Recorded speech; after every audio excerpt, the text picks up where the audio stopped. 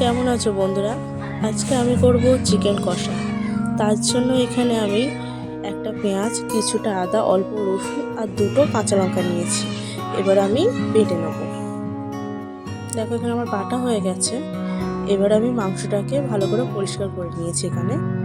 এবারে দেখো এখানে আমি লবণ, শুকনো লঙ্কার গুঁড়ো আর হলুদ দিয়ে দিলাম। এবারে টক দই দেবো।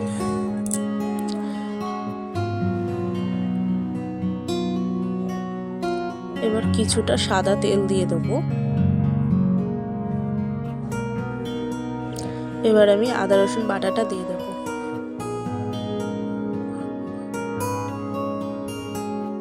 এবার এটাকে ভালো করে মাখিয়ে নেব। মাখানো হয়ে গেলে এটাকে তোমরা সারা রাতও রাখতে পারো, আবার 1 ঘন্টাও রাখতে পারো। অন্তত 1 ঘন্টা তো রাখতেই হবে। দেখো এটা আমি 4 ঘন্টা রেখে দিয়েছিলাম। এবার আমি কড়াইতে তেল দিয়ে দেব। আমি এখানে সাদা তেল ব্যবহার করছি।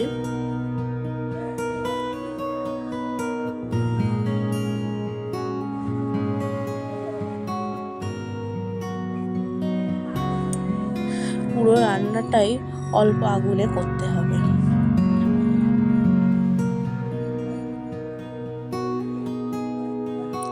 প্রথমে আমি পেঁয়াজ দিয়ে দেব তেলে।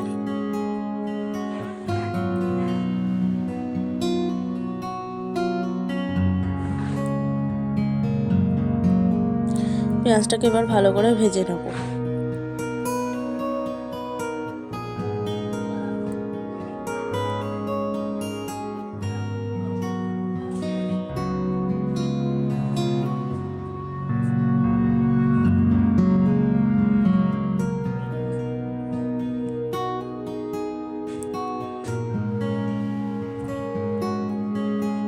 দেখো এখানে আমার পেঁয়াজটা মোটামুটি ভাজা হয়ে গেছে। এবারে আমি মাংসটা দিয়ে দেবো।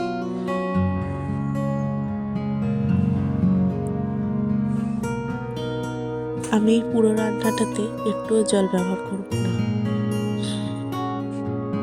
দেখো আমি জল না ব্যবহার করে কিভাবে মাংস রান্না করি। মাংস কিন্তু খুব সুন্দর গলে যাবে, কিন্তু জল ব্যবহার করব না। এবারে মাংসটা ঢাকা দিয়ে রান্না করব।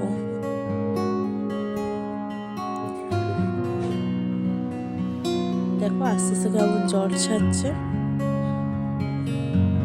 আমি বারবার ঢাকা দিচ্ছিলাম আর ঢাকনা তুলে দেখছিলাম। দেখো এখানে কতটা মাংস থেকে জল ছেড়েছে। এই পোর্শনে আসার পরে আর ঢাকা দেওয়ার প্রয়োজন নেই। এবারে দেখো আস্তে আস্তে কেমন তেল ছেড়ে দিচ্ছে। মাংসটা প্রায় হয়েই এসছে। দেখো দেখেছো কতটা তেল ছেড়েছে। এবারে মাংসটা নামিয়ে নেব। দেখেছো মাংসটা আমার এখানে কিন্তু হয়ে গেছে। দেখো কত সুন্দর দেখতে হয়েছে না? খেতেও কিন্তু খুবই সুন্দর হয়েছিল। এভাবে একবার মাংস রান্না করে খেলে না মুখে লেগে থাকবে, ভুলতে পারবে না কেউ।